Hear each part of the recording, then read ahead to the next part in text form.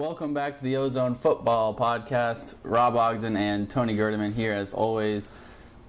Today we're going to break down the bowl matchup for the Buckeyes and also look back on the season that was, or the season that has been so far. The consolation prize for the Buckeyes is an Orange Bowl date with Clemson, January 3rd in Miami.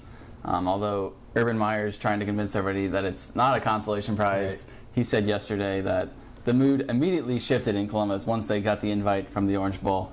Are you buying that? Not even a little, because I still haven't seen a mood shift. No. I mean, I think everybody's still pretty angry. Depressed. Yeah, I think so. How motivated is this team, really, do you think, to play this game? Well, Jack Muhort said that, it would be a good way to cap the season with a win and show that they can overcome their adversity from the Michigan State loss. I think it always brightens things up. Would you rather Michigan State wins the Big Ten, they lose the Rose Bowl, Ohio State loses the Big Ten, wins the Orange Bowl? Which do you leave feeling better about? Yeah, I guess that's one of the beauties with college football, that so many teams can end their season with a win, right? Even if it's not, for a national championship like they had hoped it would be. But alas, it's an Orange Bowl. It's a BCS game. It's the 10th BCS game for Ohio State, I believe, which is it's 9th officially. Yeah, right. But 10th if you're actually counting. So that's more than any other school, looking for their 7th win. So, there's definitely a lot to play for. Right. And it's the first time they've been to the Orange Bowl. First time they've been to the Orange Bowl in the BCS era. Right. First time since, 1977, I believe? If that's what your research says. I think that's what it was. All right. But before we get into that too much, let's talk a little bit about Saturday's game. Maybe just a couple of thoughts. What went wrong? What could have been?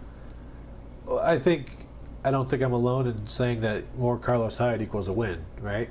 Yeah, I think you're right. And I think that Tom Herman lost a lot of followers. I think after this game, because the shift on Tom Herman was more dramatic than anything I've ever seen. It was even more dramatic than the mood in Columbus after the Orange Bowl. Exactly. Tom Herman was like, everybody thought he was like the greatest offensive coordinator of all time going into that game. He's going to be the next Ohio State head coach. Right. He was the coach in waiting. Right. And then after that, fire him. Yeah, everybody's making fun of his Mensa card and all of this. How smart can you be if you can't figure out to give Carlos Hyde the ball more? Yeah. But I think 18 carries for Carlos Hyde is criminal.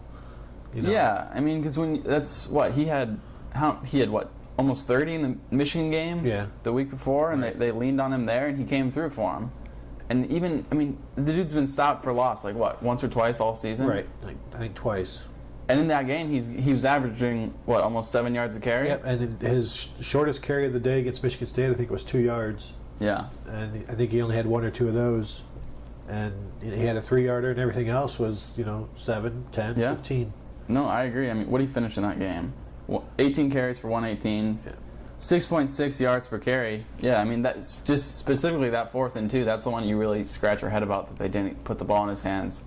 Yeah, do you think Michigan State is thinking, Ohio State did them favors by, they were happy that Carlos Hyde wasn't getting the ball. Every time he didn't get the ball, you would think Michigan State's defense would breathe a sigh of relief, especially on the sideline. Because they couldn't stop him.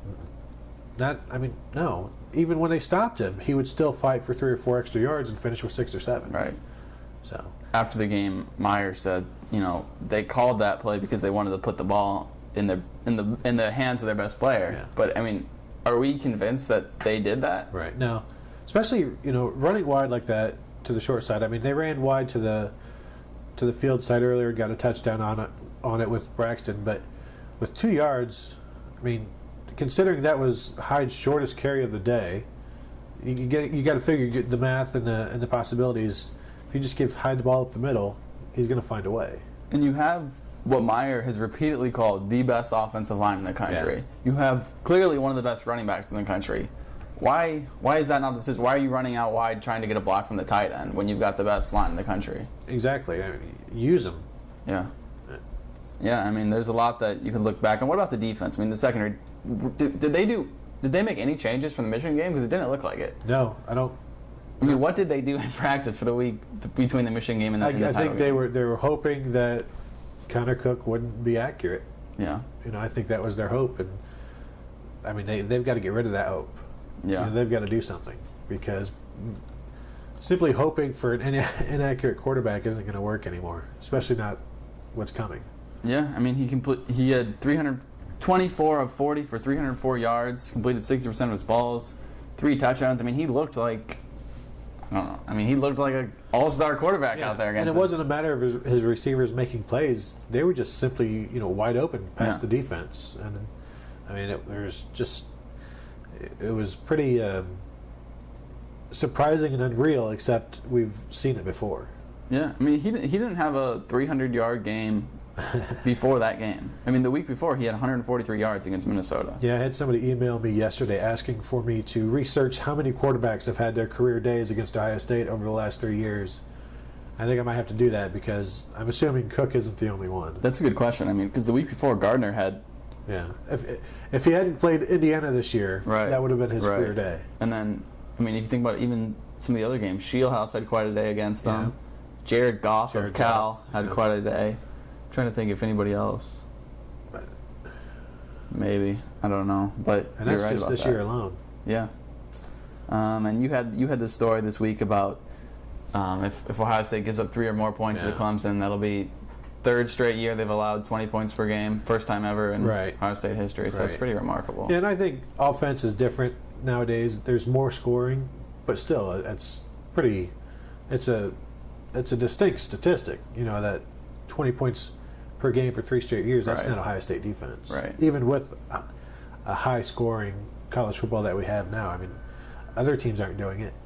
Right. And the thing about the defense, too, it's not an issue of, they're not getting pressure on the quarterback and he's having all day to pick him apart because they did get pressure on him, The D-line played fairly well in that game, but he still was able to pick apart the secondary. Right. And, Ohio State's tied for the lead in sacks in the nation. Yeah. So they get pressure on the quarterback. Yeah. It's just everything that happens behind them where things fall apart. Anything else you want to rehash about this game before we move on to the future? No. Okay. As you mentioned, the 10th BCS bowl game for the Buckeyes. Clemson is the opponent. What are they, 11-2? Something like that? What did your research say? 10-2. I don't know. I didn't do research. I think they're 10-2, right? Yeah, they're 10-2. Led by quarterback Taj Boyd, who's almost a Buckeye. Very close. Very close to be a Buckeye. In fact, some say he committed to Ohio State. Yeah. Yeah. He was close. Verbal commitment, silent verbal. A silent verbal. Yes. What's that like? He did it sign language or? Yeah, it was. He got the guy that did the Nelson Mandela funeral sign language. Okay. So that's why it didn't stick. Right. You should not trust that guy. No, don't trust that guy. That's where Ohio State went wrong. But really, they were close to getting him. Yeah. Dave O'Swinney said yesterday that when he was trying to go get Boyd, that he had Mike Bellotti on the back porch and Jim Tress on the front yard or something like that. So, but because it was Clemson and Ohio State, right? If I understand it correctly. Well, because he was it was Oregon and Ohio State. Well, he was first committed to Tennessee. Okay. And then Lane Kiffin got the job. He was like, we're not interested in your type, or whatever type that might be. Right. And so, then it was.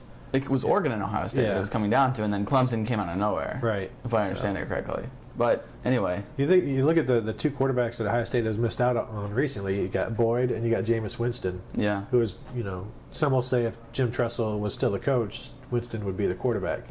Ooh, wouldn't that be crazy? But would it be Winston or Miller or how See, that's the weird thing I was thinking about. If Taj Boyd had committed to Ohio State, so he's a 5th-year senior. Yeah. So what year would have been his freshman year? He would have redshirted. His Pryor still would have been here. So that would have been 2009, 2010. 2009 would have been his redshirt freshman year because he was 1 year behind Pryor, who was in 2008. So 2010 would have been his freshman year, which would have been Pryor's last year. Then 2011 would have been his sophomore year, and he certainly would have been the starter. Yeah. Mm-hmm. And then and he'd probably still be the starter. Yeah. And he'd probably still be the starter right now. He'd be a senior right now. He'd be a senior starter for Ohio State right now. And Braxton Miller maybe wouldn't have committed to Ohio State. Maybe Braxton Miller would have ended up at Clemson or Michigan with Rich Rod. Like if he would have landed Braxton Miller, would that have been enough for them to not fire Rich Rodriguez? But yeah, maybe. You wrote about this before the season started. Yeah. What did you say in your what if? What happened? I don't know. I don't read what I write. Well, anyway. There's another one. Teddy Bridgewater was, close to being a Buckeye too. Man, they could have all. Could you imagine a team with Bridgewater, Winston, Taj Boyd, Braxton Miller? Because and actually at the time, Bridgewater was looking at maybe being a receiver. Oh, so well, they would have been tough to stop. Instead, they ended up with Joe Bauserman in 2011. It was worth it though, right? I mean, you can't trade away the memories of that season for anything. No, you cannot. Regardless, Boyd, he's second team all ACC. He has 273 yards on the ground as well this season, so he can do it through the air, on the ground. He's going to be tough to defend for the Buckeyes, I have a feeling. Yeah, you got to assume they're going to be chasing him all around, and the bad news about that is there's going to be broken plays and safeties looking in the backfield and not watching receivers run by them. Yeah. Over 3,400 yards passing, 29 touchdowns, completion percentage up near 68%, so that's pretty good. But it helps when you have Sammy Watkins to throw the ball too. Doesn't it? Yeah. Yeah. Sammy Watkins, surefire top 10 pick, probably the best receiver in college football. Yeah, and it's not like Martavis Bryant, his sidekick. I mean, he's a big dude. No, they've got weapons. And he's had issues catching the ball, but he's getting really solid. Last half of the year, and he's a monster. Yeah. I mean, they're both ridiculous, but Watkins can do it from everywhere. Watkins is absurd. And he'll get the ball everywhere, and it's no fun watching that guy. Meyer said yesterday that, he could just be saying this, but that Taj White has the best supporting cast in the country.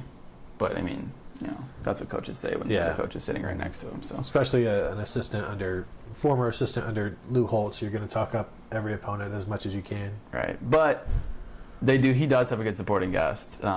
Like I said, Watkins probably the favorite for the Blitnikoff Award, best receiver in the country. He leads the ACC with over 1,200 yards receiving, 10 receiving touchdowns. He averages over 100 receiving yards per game, 85 receptions this season, first team all ACC. My question is, Ohio State couldn't defend Michigan or Michigan State. How in the heck are they going to defend Clemson, who has a top 15 offense in their country? Well, I think one thing they won't do is they won't throw a cornerback blitz because Taj Boyd will just throw it up to Watkins or Bryant and they'll pull it down over any safety that's out there. But honestly, I think there has to be a change or else there's no hope for them. Well, that's what I was going to ask you. Yeah, I mean, personnel change? It has to be because what they've got going now isn't working. So why not go to whether it's we've talked about it before. Is it Von Bell? Do you put him at free safety and move C.J. Barnett back to strong? I think you have to get Von Bell involved somewhere because he's going to be your starting safety next year. Yeah, so are you going to put him at nickel and then put Powell at one of the safeties? But as long as what they've got out there right now, it's not working, and I think we both know the weak spot of the secondary, with Corey Pittsburgh Brown, and I kind of feel like it's more likely that they would put Von Bell at star and move Powell over. Yeah, I mean, how much trust do they have in Von Bell? Well, that's the other thing. I mean, they trust Powell more, right? But they've got to do something different. It doesn't matter which one it is, but something has to change. We've been saying that for a while now, though, and they we've talked about maybe last week or so. They had 2 bye weeks where they could have done something. Yeah. And they didn't. Meyer has talked about we need to get the freshmen more playing time. Right. And that hasn't happened. But at this point, you've got 15 practices to do it. So do it. Because is your fifth-year senior going to get better over these 15 practices, or is your redshirt or true freshman going to get better? But have these freshmen gotten better over the season? Well, they don't have any valuable minutes. Well, we don't know. I mean, 16 of them redshirted, so only a few of them have gotten to play. That's kind of the crazy thing. Patrick wrote about that this week, which was interesting because coming this season, the talk was all about these freshmen. That they had so much depth with all these freshmen. They were going to be, come and make an impact. And then halfway through the season, Meyer's saying we have no depth. Yeah. But yet he's saying we don't redshirt. Yet all the freshmen have been redshirted. Yeah, and he talked maybe a month or so ago, 6 weeks ago, how he thinks he made a mistake there because so many have redshirted. But at that point, you have to weigh 6 games versus an entire season. Right. And each week you don't make that decision, then the decision eventually gets made for you. Right. And I mean that's basically what happened. Yeah. And now he doesn't have these guys at his disposal. But if you're betting on it, do you think there will be a personnel change? Because I honestly don't. You don't? I do. You actually do? I do. I just don't believe it because we haven't seen it yet. And he's given no indication of it. But maybe you're right. I just think that they know they can't go forward as. But they've known that. But I think this defense it's not like it just happened. It hasn't been good for a long time. Since Cal. I'm just assuming there hasn't been enough time to bring somebody up to speed. Yeah. You might be right because now they got time. Yeah, I mean, what's at this point? What's the harm? Before there was harm. Now there's what's the harm of making a change? There is none now. Before the harm was, well, we could cost ourselves an undefeated national championship season, and now they can cost themselves a bowl win. I mean, you think that they have more faith at this point in Von Bell than they do in Pitt Brown? I think, well, that's the question because, they are going to play a ton of nickel. So Von Bell's going to be out there regardless if there's a change. Right. Or maybe, what it might be is Powell to safety and Armani Reeves to nickel. Because he's been playing a lot of nickel as well here and there, not a lot of dime as well. I don't know that that's any better. I can almost see that more just because, Armani Reeves got some playing time this year when Roby was out. But he didn't play particularly well, I don't think. I just think it has to be something different. And, what that different will be, everybody wants to see Von Bell, because he's the 5-star guy. So he should be able to produce. And, Everett Withers talked him up since signing day. Oh, yeah. So, whether it's him or not, it has to be somebody, in my opinion. There's a debate going on, too, about, what the issue really is. You think it's personnel, not scheme or coaching. I think it's all of it, because how often can you... players are constantly... The safeties are constantly getting beaten. And it's not because they're not fast enough. It's because they're not paying attention or they're just simply not following where they're supposed to be. And, part of that's on them, obviously, but also, they have to be taught better, apparently, right? Right. And that's the hard part of just being a watcher, a viewer. You don't know all of, well, why did he make this mistake? Why did he do this? So it's hard to, pin it on one. But when there are that many problems, it can't just be one reason, in my opinion. But, they know that they have issues. Urban Meyer's a smart defensive coach. He won with great defenses at Florida and even at Utah, So he knows there's a problem and he knows it needs fixed. So at what point is somebody held accountable for this? That's the other good question. Do you think he puts up with it after this year? But that's where it also comes down to, is it talent? Is it depth? Is it coaching? And that's something that he knows. Right. That's something we may have feelings about or, an opinion on, but he knows what the issue is. And if it's coaching, then something will happen. Something will change because he's not going to go through with it for a third year when he's so frustrated by these problems. You think it's if he thinks it's coaching, you think Fickle, Withers could be let go, demoted, something? Something. Like we said, like we're talking about with the personnel. If you know there's a problem, you can't keep throwing that same personnel out there. Right. But it seems to this point, because they haven't done anything, that everybody knows there's a problem except them. But we know Urban knows there's a problem. Yeah. You can see the frustration every time, when he talks about, well, the pass defense came up again. Right. And it's not the bad pass defense or, it's the pass defense because he knows it's bad. So he doesn't have to clarify whether it's good or bad. He's just, well, the pass defense flared again. It's like, heartburn or something. And it's been a problem all season is the thing. Back at the beginning of the year, he was calling the pass defense alarming.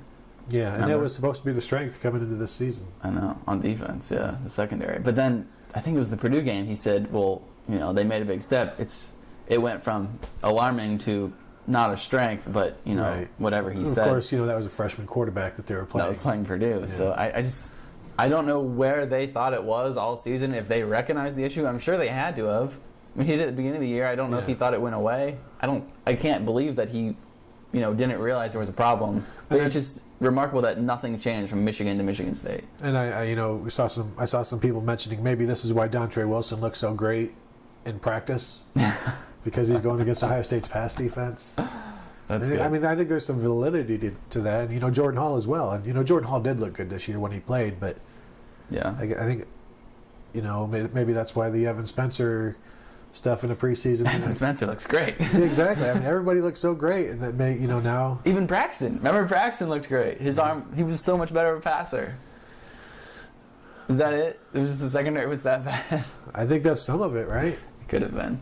It really could have been. Speaking of defense, Clemson doesn't have a bad defense either. They're ranked top 20 defensively in points per game allowed. Defensive end Vic Beasley is kind of a beast. He's got 12 sacks. Ranks 7th in the nation, 6.1 tackles per loss per game, first team all AEC. So they'll have their hands full with him, but Good offensive line. They should be okay. Yeah, I think they'll be able to run. Clemson's given up 150 yards on the ground a game, which equates to about 300 for Ohio State, I think. Yeah. Provided they run the ball. That's true. Enough. Before we move on, let's get back into that coaching just real quick, because we mentioned Fickle and a couple other guys. Is there a possibility of them taking other jobs? Head coaching jobs? I think if one is offered, I think you'd see something happen. And, I have heard, about Stan Drayton and Florida Atlantic is sort of heating up a Because little. they had an interim guy, or what was the deal? Yeah, they've got an interim guy. But they let him go. He went 4-0. Right, they let him go. Well, Did you know that? Well, I haven't checked my Florida Atlantic blogs lately. I think it just happened yesterday. Okay. Well, see, I've been out of the loop. I'll Florida Atlantic is my Friday study, so okay. I'll get to that tomorrow. Got it. Florida International is my Wednesday study. So that's maybe I should go alphabetical. So what can you tell us about them? Well, I was sick yesterday, so I actually had to watch basketball. What about BG? I think Bowling Green is an interesting landing point for anybody. I think an Ohio State assistant, I think it would be a good spot. I think, Luke Fickle's luster is kind of dimmed quite a bit, so. I don't know. Yeah, it's kind of my thoughts too. You figure, what was it, after the 2011 season, he was interviewing at Pitt. Right. And now you wonder, would BG even interview him? Honestly, if I'm BG, Luke Fickle is not my top candidate among Ohio State assistants for a head coach. No, I agree. But, he's a good recruiter, but, sort of like, with Bo Pelini, people wondering, if he could be an Ohio State defensive coordinator, and I want to be like, well, look at his results on defense right now. They're not very good. Right. And it's same with Luke Fickle. He's your defensive coordinator, so what is he doing? Right. Other than being Luke Fickle since, 2005 and, having some mixed results here and there, but I don't know that he's done enough to warrant a head coaching job of the magnitude, if you can say that, of Bowling Green right now. And largely, the past 3 years or whatever with the 20 points per game, he's been the one at the helm, Yep. for this, pretty dismal period of Ohio State defense here. So I'm not, like what you're saying, I'm not sure that his resume is actually that strong. I could see something along the lines of, Urban Meyer trying to get him that job, like Jim Tressel did with Mark Snyder in 2004, when he wanted to basically get rid of Mark Snyder, so he, made some calls and sort of tricked Marshall into taking him. And that didn't work out well for them. It didn't work out well for them. Worked out well for Ohio State because then they had, Haycock and Fickle working together, and, then Mark Snyder goes to Texas A&M, and the Aggies get lighten up. What is it? Lit up. Yeah. Words are hard. I know. It's early in the morning. It's like 11:40 right now. So yeah, this is early. But I think one of the questions people are asking with Fickle is, if Fickle goes, does Mike Vrabel go with him? I don't think so. I think Vrabel is at Ohio State for however long Urban Meyer wants him, honestly. Yeah, Urban loves Vrabel. Yeah. There's no doubt about that. That's why I don't think he would let him go. Even he's impressed him, like, in just 2 years, he's like invaluable with recruiting, and right. Look at what he's done with the defensive line. So yeah. He has results. The defensive line was the weakness on defense coming into the year, right? Yeah, look what he did. You lose 4 senior starters, well, including one junior, Jonathan Hankins, but you replace all 4 of them, and it turned into the strength. You lead the nation by far. in sacks. So they had this defensive line had like 31 sacks, which going back, I was doing the research. It's more than they've had since before 2002. So just as a defensive line, yeah. I think the results are there. Whether you have to give him a title as co-defensive coordinator. Right, that's the thing. I think you have to. Because if he goes to Bowling Green, he's not going to be the defensive line coach. He's going to be the defensive coordinator. Exactly. So you're going to have to match that, but the money will always be more. But you give him a co-defensive coordinator tag, sort of like Everett Withers is the co-defensive coordinator now, and Luke Fickle is the play caller. You move, assuming Withers stays, and they want him to stay. Withers calls the plays, and Fickle Vrabel becomes the new co-defensive coordinator, because then he has the title that he would have gotten at Bowling Green, and he'll be making twice the money. Right. Meyer didn't talk. There's no single assistant that Meyer raved about more or raves about more than Mike Vrabel all season. Yeah. It was almost weekly. And that includes Ed Warner, who turned around, built this offensive line. But no, I've never heard him say anything bad about Vrabel, and you've heard him say things about other assistants that aren't necessarily great. He talks about the linebacker depth all the time and how they need to get better there. So it's sort of a shot at Fickle, and same with the pass defense. But you don't really hear him be too critical of the defensive line. Yeah, definitely. You never hear him critical of Vrabel. I guess the one wild card is Fickle and Vrabel's relationship, which is pretty strong, right? I mean, right. Vrabel moved back to Columbus long before he was an assistant at Ohio State. So I mean, this was his destination to come back home to and move. So you assume if he was going to go into coaching, his eye was on Ohio State. He's got a family. His family is here. Everybody's happy. And sort of the situation that Fickle is in, you don't want to uproot your family. Right. And I think, but Fickle wants to be a head coach. Yeah. Does Vrabel? I mean, I don't know Vrabel's career aspirations. Does Fickle want to be a head coach? I mean, he says he does, but no. He says he does. I mean, he interviews here and there, but if I don't know if he's ever turned down a job though, a head coaching job. I don't know if he's ever been offered. Yeah, we don't know. I mean, what's the better job for Vrabel though? Defensive coordinator at Bowling Green or defensive line coach at Ohio State? And co-defensive coordinator at Ohio State. Well, if he's about just that alone, I think he doesn't need the money. Right. So a couple of $100,000 isn't going to be his sway. Well, but as far as the better job, I still got to go with Ohio State because it's even if he's not defensive coordinator, if he remains. Yeah, because you just think about what you're going to be doing because part of the job is recruiting as well, and it's a lot easier to recruit at Ohio State than it is at Bowling Green. I mean, you're going to get more production out of your players because you're going to get more talented players. I mean, he's a guy that came from the NFL, the best stages in football, and how eager would he be to drop way down and to deal with the talent of the MAC as opposed to, being able to find the cream of the crop in college football at Ohio State. Just for reference, Vrabel is making $291,000 right now as defensive line coach at Ohio State. The top paid assistant at Bowling Green makes $133,000. Wow. So it probably would be a pay cut. Yeah, and you also remember, this guy's a winner. So where can you win more? At Ohio State or Bowling Green? Well, how many games Bowling Green win this year? They won quite a few. Well, they are the MAC champions, and Ohio State cannot say that they are a conference champion. That's true. He could have won a conference. Anybody else, though?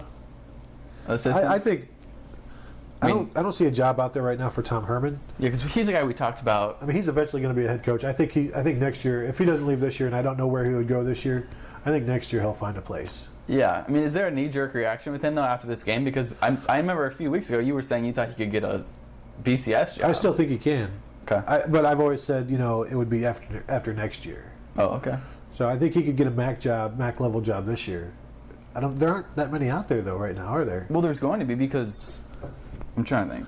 But if they haven't already, they're going to lose their coach. Ball State, Bowling Green, we already know that. Northern Illinois.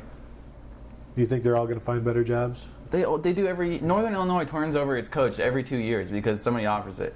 First it was Jerry Kill, then it was Dave Doreen. Arkansas State is like a stepping stone job. They've lost a coach the last 4 years. I still think he should hold out, but I think will that decision be made by Braxton Miller leaving or coming back? Is it easier for an offensive? Would it be easier for Tom Herman to leave at the same time Braxton Miller is leaving? Yeah. Or do you think he might feel like I'm going to be stunted next year? But even if you're stunted, it's still Ohio State. It can't be that bad. Right. We should talk about that a little bit. Braxton Miller, pro prospects. I think he's getting helped by some of the quarterbacks coming back, like Bryce Petty and Mariota's coming back, and Murray and Mettenberger tore their ACLs, but they'd probably still be drafted above Miller.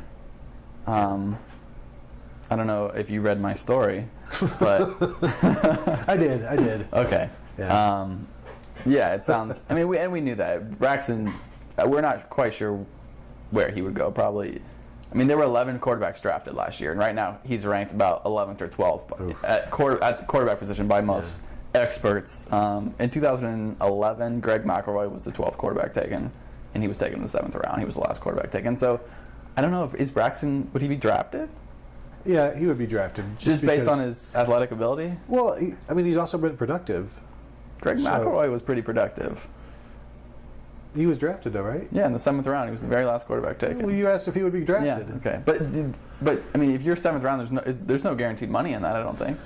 Yeah, the only guarantee is, if you make the team, then you're guaranteed your contract. Right. But, I don't know. It's still, and I don't, people don't understand that, $200,000 a year to Braxton Miller is, life. Almost as much as he's making right now. I'm kidding. I kid. No, this isn't Auburn. No, you're right though. So it's a lot of money. It is, but it could be a lot more next year. Yeah, and and this was in the story.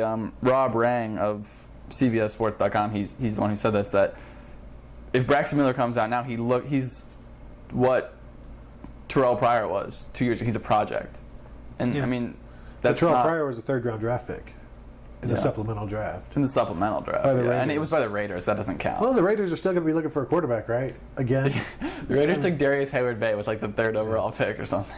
Matt McGloin is their starter right now, so they can't be happy at quarterback, right? Yeah, Braxton, next Oakland Raider, 3rd round pick. He runs a 4.5. Sometimes he has a big arm. Yeah. Maybe you move Terrell Pryor to H-back, and then you got Braxton Miller throwing him the ball. That'd be impressive. What's your thoughts, though? What gut feeling on whether he comes out or not? I think he will. Gosh, and I keep going back and forth on this because you hear things and then you start siding that way. But I think his signing bonus, if he came back, would be more than he would make if he lived out his entire first rookie contract. So you think he could really improve himself? Yeah, I do. Yeah. Because there's guys that come back and then, like Terrell Pryor, he wasn't going to be. He wasn't going to be a 1st round pick if he came back, Well, now with Ohio State's coaches. Is that a thing, though? That was then, but is that a thing now, too? Look at Urban Meyer doesn't have a great history of turning out NFL quarterbacks. I know Alex Smith is decent, but he was the #1 overall pick. He's not. Well, we're only talking about getting drafted, not what they do in the NFL, though. Can you get him drafted? He can get him drafted. You got Tim Tebow. You got Tim Tebow, first rounder. So, and I think that is why you would come back, is to get drafted at a higher spot. Yeah. Whether or not you're any better of an NFL player is sort of immaterial. You got to think he could improve on his passing. Yeah, and he did improve this year. Right. It's just he regressed again. He did. And now, if he doesn't regress, then he shoots way up. Yeah, probably. And it's like you come back assuming or thinking that if you don't regress. Think about like Troy Smith though. Dude was a 5th round pick, and he was a great passer. Yeah. But he was 6 foot. Right, but what's Braxton? He is 6'2". Yeah. But there were also some other issues with Troy Smith that sort of dropped him down. But I agree. I thought, I thought he was going to do. Brady Quinn's a 1st rounder. Ugh. Troy Smith should be a 3rd or 4th, right? You would think. Tebow was a 1st rounder. Yeah. What did you say? Did you ever say anything? You think he's coming back, or you think he's going? Right now, I think he's coming back. Last week, I thought he was gone. Next week I might change, but I just with how far, what he should do is get, the NFL, the little evaluation. Right, get the evaluation, and maybe that will convince him. I think he'd like to go, but it's just not a good idea right now, and I think that will eventually steer him to stay. Yeah, I'm guessing he comes back just because I think he has to know that he's not going to be. Right. What is he, a 6th, 5th at best, 5th round pick maybe? I don't know. And there's not guaranteed money in that, so nothing is guaranteed. But what are the other factors? And is the fact that he's losing 4 offensive linemen, is that a factor? Is the fact that he's losing Carlos Hyde? And and I've talked to people who say he definitely should go because of those reasons. Right. But I think if you can come back and if he can show his consistency, then it would be the best decision he could make. Yeah. Simply, like I said, he would make more just from his signing bonus than a 3-year, 4-year contract as a 7th-round pick. I think the O-line will be okay next year, just for the record. So do I, and that's the other thing. I mean, Pat Elflein is fine. Yeah. Decker will be fine. Jacoby Bourne has played well. Yeah. I think you're going to be looking for 2 linemen, and that's normal. You know, that's a normal year. You're going to be replacing at least 2 linemen every year generally. Yeah. Just real quickly, Shazier, I mean, he's gone. Yeah, he's gone. He's a first-round pick. Yeah, We know Roby's gone. Right, and I've been hearing more and more that Shazier is a first-rounder, so there's no reason for him to come back. And I don't think we thought he would be coming back, even if he was a 2nd or 3rd rounder. But he's really solidified. I think he's a first-rounder. Yeah. I mean, the way he's played at the end of the year, especially. And just wait till he hits the combine. Yeah. So. Yeah. We know Roby's gone. He's a first, second, third at latest, maybe round pick. Hyde obviously is going to get drafted. Yeah, he was like Mel Kiper's #1 senior running back on his big board. Yeah, and I got a story coming out sometime here in the next couple of days. Yes. I will read it.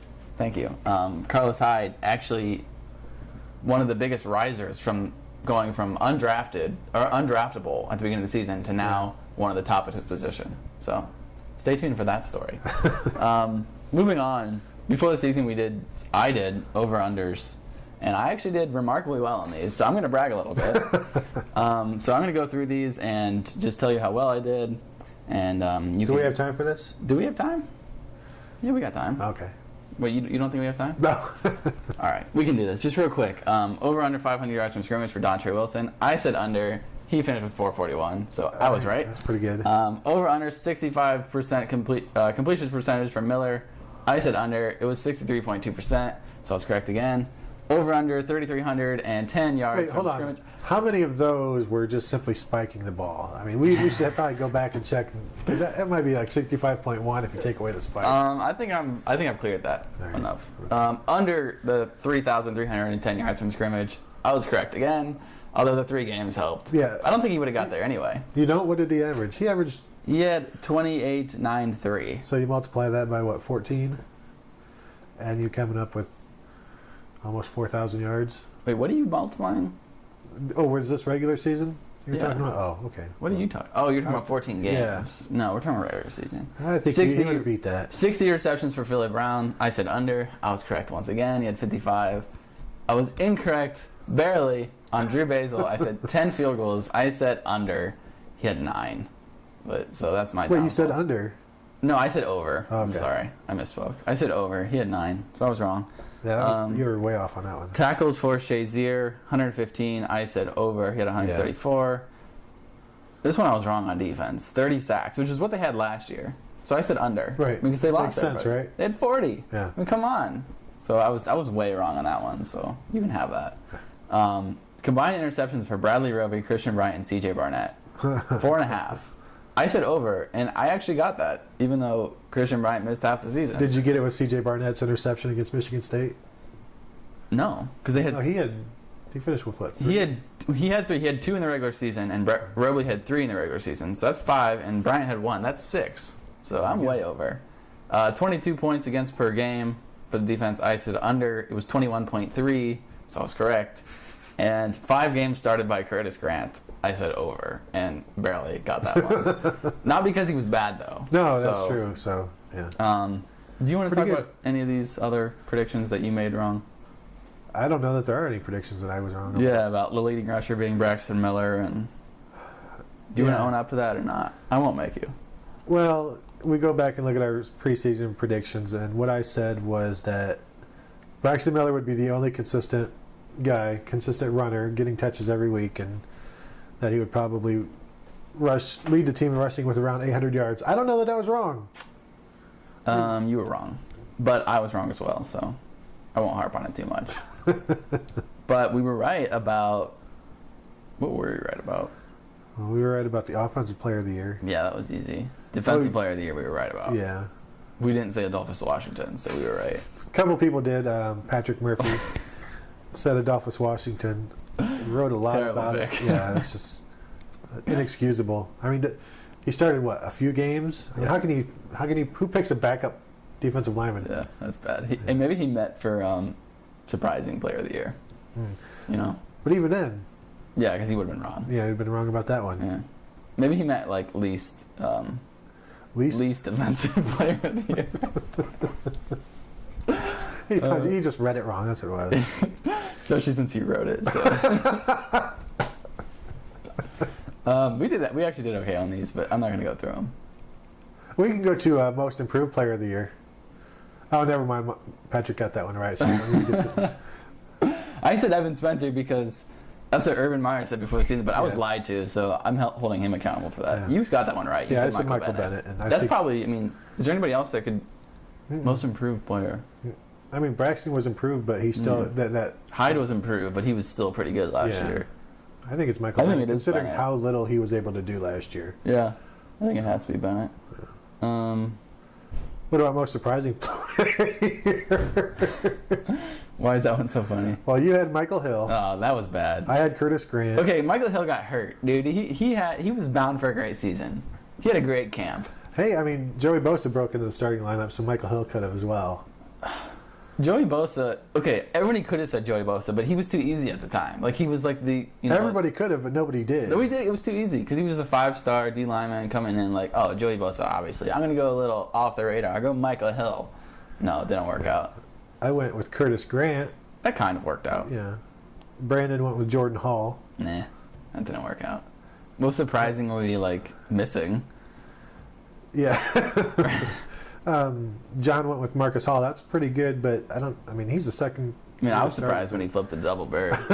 I was not. He went to Glenville. Oh, that's true. He did go to Glenville. Then, Patrick, his most surprising player was Jalen Marshall. I think he's right about that because we were all surprised. That was a surprise. Yeah, it was a surprise that he redshirted, so I guess we'll give that good one call. What else? Oh, well, we don't need to talk about the leading rusher because of the two people who got that right. Yeah, we're not going to give them any credit. Leading tackler, everybody got. Game of the year. I like what Rob had to say. Ohio State versus Michigan. Just stop there. In Indianapolis, you heard it here first, and that was back on August 31st. You gotta need some credit for the bold prediction. Come on, your prediction, the game, good one. Come on, great prediction there. You also said Braxton Miller would win the Heisman. No, I didn't. I said Braxton would win the Heisman if the Buckeyes were 13-0 when the trophy was awarded, which they are not 13-0 when the trophy will be awarded. So I said no. You said yes, so you are wrong. Yeah, but I also said that it was rare for the front runner to win the award. So technically, I was right. All right, we're both right. That's it. Yeah, if we're going to talk about how many times we're right, this is going to go on forever. Yeah, way too long. We don't have that much time. We have just enough time to maybe put some final thoughts on the regular season, the championship game. Did this season live up to expectations? I think the expectation was for a conference championship at the very least. Yeah. So I think, yeah. That being said, there's only one answer, right? Yeah, no. No, there's two answers. There is one answer, and the answer is no. Right. Yeah.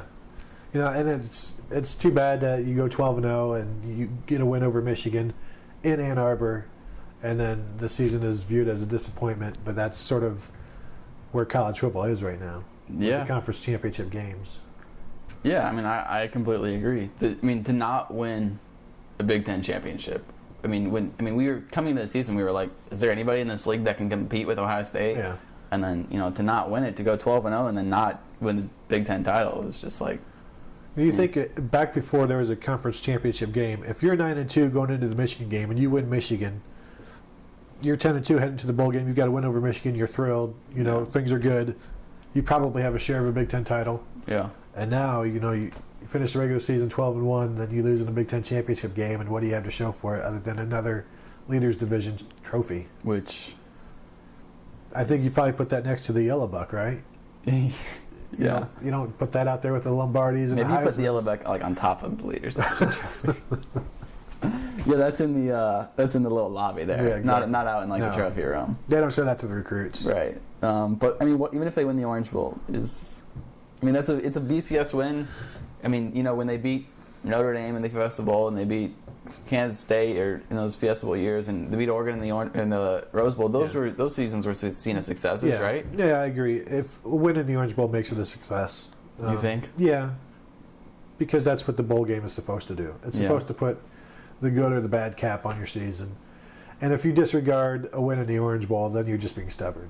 I think. Yeah, I don't think you can disregard it. I still think looking back on this season, I don't think it lived up to expectations. I mean, expectations were to win the Big Ten and play for the national championship. Right. No, and that's at that point you're right because you didn't get the Big Ten championship, and that was your goal. Right. So in that way, it's a disappointment. But as far as like looking back, you know, you've still got an Orange Bowl win. Everybody loves to chalk up the BCS wins, you know, and my school is here and your school is down there, and we have the most this and that. But yeah, I mean, at the end of the day, they talk about Big Ten championships, though, right? That's the one thing they actually mention. And when was the last time they got one? Officially, 2009. Yeah, that's a little extreme. Yeah. So, I mean, it's tough to look back and say that this season was a disappointment, but I mean, that's life in the big city, right? Yeah, but you know, also, if we're playing back under the old rules, this team does have a Big Ten championship.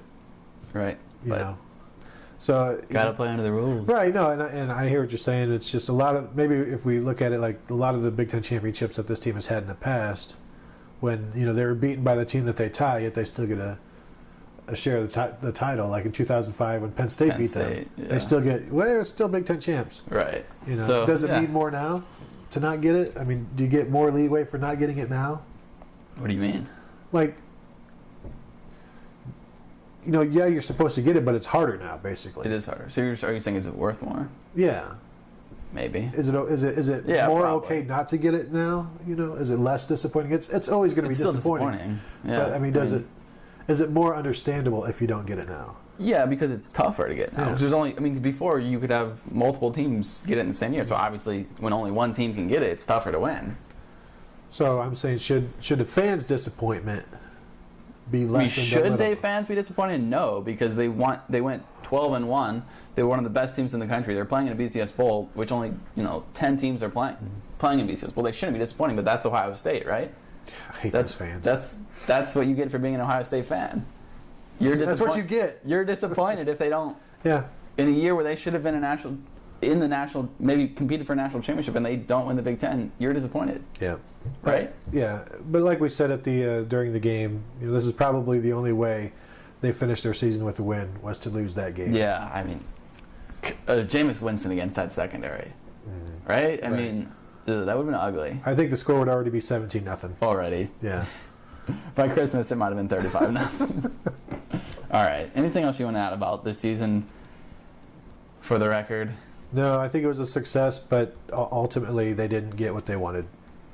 Urban Meyer should be fired. You know what? Probably. Yeah. Terrible coach. You know what? If he wants that Texas job, take it. All right. I don't know if we'll be back next week. Probably not. Yeah, I don't know. What are we going to do? We'll do basketball. Okay. So that'll wrap this up for now. We'll probably be back on before Yeah, at some point. At some point before the bowl game. But thanks for listening all year, if there's anybody listening. All year. All right. We'll do basketball in the coming weeks and hopefully be back on before the Orange Bowl. Yeah. Until then, see ya. See ya.